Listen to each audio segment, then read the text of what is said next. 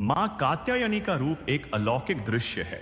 जहां उनका स्वरूप तेजस्वी है, वहीं वे शक्ति और साहस की देवी हैं। माना जाता है मां के चारों भुजाओं में ही तेज प्रकाशित है। तलवार, पुष्प, वर मुद्रा और अभय मुद्रा से उनका दिव्य रूप सुशोभित है। सिंह पर सवार मां आज भी हमारी रक्षा करती हैं और सदा हमारे लिए नई खुशियां लाती हैं। जय माता दी।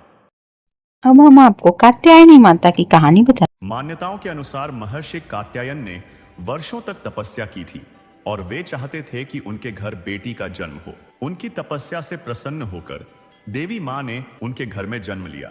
इसीलिए तभी से कात्यायनी मां के नाम से प्रचलित हुई। इस वाक्य से हमें यह सीख मिलती है कि किस प्रकार एक बेटी में देवी मां का स्वरूप पाया जाता है और यह कितना सौभाग्य की बात है। आपको और आपके परिवार को कात्यायनी पूजन दिवस की ढेरों शुभकामनाएं। हम आपको बताते हैं कात्यायनी माता की पूजा कैसे की जाती है। नवरात्र के छठे दिन मां कात्यायनी की पूजा होती है। इस दिन भक्त प्रातः स्नान कर व्रत और पूजा का संकल्प लेते हैं। मां को प्रसन्न करने के लिए पीले और गुलाबी वस्त्र धारण किए जाते हैं। पूजा में मां की चौकी पर स्थापना कर उन्हें पीले गुलाबी फूल चढ़ाए जाते हैं।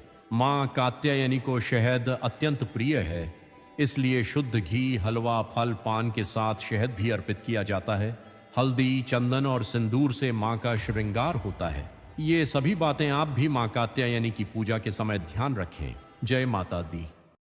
आइए जानते हैं कात्यायनी माता ने गोपियों की इच्छा कैसे पूरी की। भागवत पुराण के अनुसार वृंदावन की सुंदर गोपियां मां कात्यायनी की सच्ची भक्त थीं। उन्होंने एक मास तक मार्गशीर्ष के दिनों में यमुना के तट पर कठिन व्रत रखा। प्रतिदिन वे प्रातः स्नान कर मां के सम्मुख एक ही प्रार्थना करती, हे मां कात्यायनी, हमें श्री कृष्ण पति रूप में प्राप्त करा दो। मां कात्यायनी उनकी निष्ठा और प्रेम से प्रसन्न हुई। आशीर्वाद स्वरूप उनका श्री कृष्ण से दिव्य संबंध स्थापित हुआ, जिससे गोपियों के जीवन में प्रेम और भक्ति की अनंत धारा प्रवाहित हुई। आइए कात्यायनी माता के महामंत्र का जप करते हैं।